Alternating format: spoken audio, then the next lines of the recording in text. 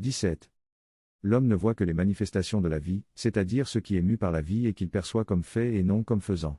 La relation entre un moment et un autre de la production d'un phénomène, ou de la transformation d'une entité organique, ou d'un être vivant, est une relation de pensée, non de perception. Il s'agit de prendre conscience du fonctionnement de la pensée indépendamment de sa dialectisation, ne pas la limiter à son usage vis-à-vis des objets, en vue des résultats. Il faut voir ce qui vient de la pensée et ne pourrait jamais venir des seules perceptions, dans la connaissance, afin de saisir l'objectivité de la pensée. Chaque perception est cette perception spécifique, parce qu'elle se combine chaque fois avec un mouvement intérieur, la pensée inconsciente dans la mesure où elle est plus profonde et plus authentique. Dont l'inconscience laisse le champ libre à la pensée réfléchie, qui suppose d'emblée la vie dans le monde organique, une vie que l'homme croit percevoir et ne perçoit pas, mais qu'il pourrait percevoir comme une vie s'il saisissait ce mouvement intérieur. Mouvement de la pensée vivante.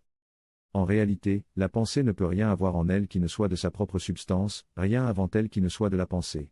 La perception est toujours une perception remarquée, et le fait de remarquer est une pensée, même s'il ne s'agit pas d'une pensée consciente.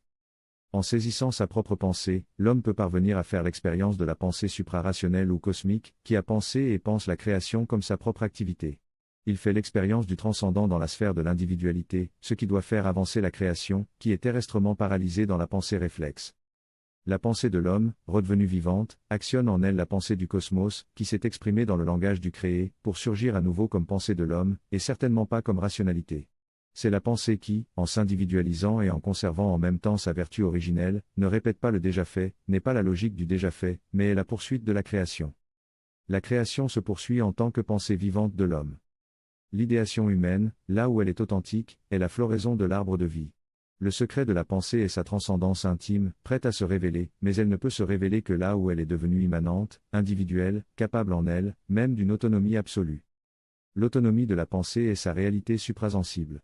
Mais elle n'est pas un don gratuit, elle est la conséquence de son union avec la volonté, ou cette union, ou fusion, ne dépend pas de la nature corporelle, mais du dépassement volontaire de cette nature, qui est potentiellement contenue dans la pensée, dans toute pensée, lorsque celle-ci est pensée par le moi.